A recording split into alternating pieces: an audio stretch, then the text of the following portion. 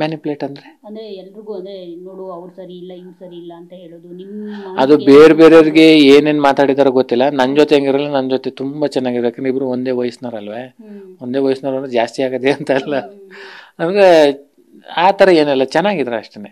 ಈಗ ಅಶ್ವಿನಿ ವರ್ಸಸ್ ರಕ್ಷಿತಾ ಬಗ್ಗೆ ಹೇಳೋದಾದ್ರೆ, ಈ ನಾಗವಲ್ಲಿ ಆಗಿರ್ಬೋದು, ಜೊತೆಗೆ ಕೈ ಇಟ್ಕೊಂಡು ಕೂರ್ತಿಯ ಬೇರೆಯವ್ರ ಜೊತೆ ಅಂತ ಅನ್ನೋದಾಗಿರ್ಬೋದು, ಇದೆಲ್ಲ ನೋಡಿದಾಗ ಏನ್ ಅನ್ಸುತ್ತೆ ಚಂದ್ರಣ್ಣ, ಇಲ್ಲಿ ಯಾರ್ದು ತಪ್ಪು ಯಾರ್ದು ಸರಿ ಅಂತ ಅನ್ಸುತ್ತೆ? ಅಂದ್ರೆ ರಕ್ಷಿತಂಗೆ ಅಶ್ವಿನಿ ಮೇಡಮ್ ಹೇಳಿದ್ರ ಅಂತನಾ? ಈಗ ರಘು ಅವ್ರ ಹಿಂಗೆ ಕೈ ಹಿಂಗ್ ಹಾಕೊಂಡ್ ಕೂತಿರ್ತಾರೆ, ಅದೆಲ್ಲ ಸರಿ ಇಲ್ಲ ಅಂತ ಅಂದ್ರ ಜೊತೆಗೆ ಅದು ನೋಡಿ, ಒಬ್ರು ಮಾನಸಿಕವಾಗಿ ಕುಗ್ಸುವಂತ ಪ್ರಯತ್ನಗಳು ಆಗ್ತಾ ಇದೆ ಅಂತ. ಒಂದು ಸಂಬಂಧ ಅನ್ನೋದು ಹೇಗ್ ಬೆಳೀತದೆ ಅಂದ್ರೆ, ಒಬ್ರು ಜೊತೆ ಮಾತಾಡ್ತಾರೆ, ಒಬ್ರು ಕೈ ಹಿಡ್ಕ ಬೆಳಿತಾರೆ ಅಂದ ತಕ್ಷಣ ಅದ್ ಲವ್ ಅಂತ ಅಲ್ಲ.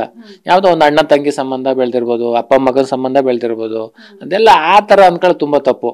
ಈಗ ನನ್ನ ಅವಳು ಒಂದ್ ರೀತಿಲಿ ಒಂದು ಅಪ್ಪ ಅಂತ ಇರೋ, ನನಗೂ ಭಾವನೆ ಮಗಳು ಅನ್ನೋ ತರನೇ ಐತೆ ಅಷ್ಟೇನೆ.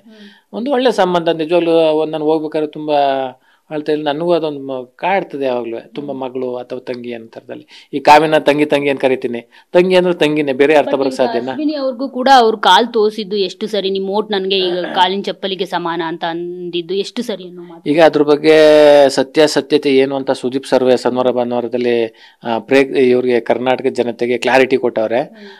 ಅದು ಏನ ಅವ್ರು ಅಂದದ್ದು ಬರೀ ಓಟ್ಗೆ ಅಷ್ಟೇನೆ. ಆಮೇಲೆ ಕಲಾವಿದ್ರು ಆ ಥರ ಅಂದಿಲ್ಲ. ಅವ್ರು ಜಾಸ್ತಿ ಮಾತಾಡಿದ್ವಿ, ಇಲ್ಲಿ ನಾಟಕ ಮಾಡ್ಬಿಟ್ಟು ಬಣ್ಣ ಹಾಕನ ಹಂಗೆ ಹೇಳಿರೋದು. ಅದು ನಿಜವಾಗ್ಲೂ ಒರಿಜಿನಲ್ ಏನು ಸತ್ಯತೆನ ಸುದೀಪ್ ಸರ್ ಹೇಳಿದ್ದಾರೆ. ಅವ್ರದ್ದು ತಪ್ಪಿಲ್ಲ. ಕಾಕ್ರೋಚ್ ಸುದ್ದಿ ಬಿಗ್ ಬಾಸ್ ಮನೇಲಿ ಎಲ್ಲೂ ಕಾಣ್ತಿಲ್ಲ, ಎಲ್ಲೋದ್ರು ಮಾಯವಾದ್ರೆ ಹೇಗೆ ಅಂತ. ಈಗ ನೀವು ಬರ್ದೇ ಹೋಗಿದ್ದಿದ್ರೆ ಅವ್ರು ಏನಾದ್ರು ಎಲಿಮಿನೇಟ್ ಆಗಿ ಆಚೆ ಬರ್ತಾ ಇದ್ರೆ ಹೇಗೆ ಏನು ಅಂತ. ಅಂದ್ರೆ ಅವ್ರ ಹತ್ರ ಎಲಿಮಿನೇಷನ್ಗೆ ಪವರ್ ಸೇವಿಂಗ್ ಕಾರ್ಡ್ ಇತ್ತು, ಸೊ ಅದನ್ನೇ ಯೂಸ್ ಮಾಡ್ಕೊಂಡ್ರು ಅವರು.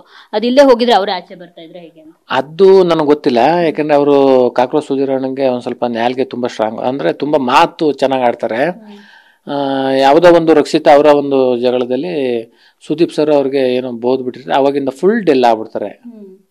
ಅದೊಂದೇ ಕಾರಣ ಅಷ್ಟೇ. ಈಗ ಧ್ರುವಂತ್ ಅವರು ರಕ್ಷಿತಾ ಮೇಲೆ ಒಂದು ಆರೋಪವನ್ನ ಮಾಡ್ತಿದ್ದಾರೆ, ಏನಂತಂದ್ರೆ ಅವ್ರಿಗೆ ಕನ್ನಡ ಬರುತ್ತೆ, ಆದ್ರೂ ಕೂಡ ಕನ್ನಡ ಬರದೇ ಇರೋ ತರ ಆಕ್ಟ್ ಮಾಡ್ತಿದ್ದಾರೆ ಅಂತ ಹೇಳ್ಬಿಟ್ಟು. ಜಗಳ ಮಾಡೋವಾಗ ಕನ್ನಡ ಬರುತ್ತೆ, ಅದೇ ಸುದೀಪ್ ಸರ್ ಮುಂದೆ ಕನ್ನಡ ಬರೋದಿಲ್ಲ ಅಂತ. ನಿಮ್ಮ ಅಭಿಪ್ರಾಯ ಏನು? ಚೆನ್ನಾಗಿದ್ದಾಗ ಯಾವುದೋ ಸಮಸ್ಯೆ ಬರಲ್ಲ, ಚೆನ್ನಾಗಿಲ್ಲ ಅಂದಾಗ ಹಲವಾರು ಸಮಸ್ಯೆಗಳು ಉದ್ಭವ ಆಗ್ತವೆ. ಹಂಗೆ ಈಗ ನೋಡಿ, ಅವ್ರ ಜೊತೆ ಅವ್ರದ್ದೊಂದು ಕುಟುಂಬ ತರ ಇತ್ತು, ಮಲ್ಲವ ಆಗ್ಬೋದು, ರಕ್ಷಿತಾ ಆಗ್ಬೋದು, ಅವಾಗ ಕಾಣಿಸ್ನಿಲ್ವೇ? ಅವರು ಇಲ್ಲಿ ಕರ್ನಾಟಕದಲ್ಲಿ ಅಂದ್ರೆ ಅಲ್ಲಿ ಇದ್ದು, ಎಲ್ಲಿ ಮುಂಬೈಯಲ್ಲಿ ಇದ್ರು.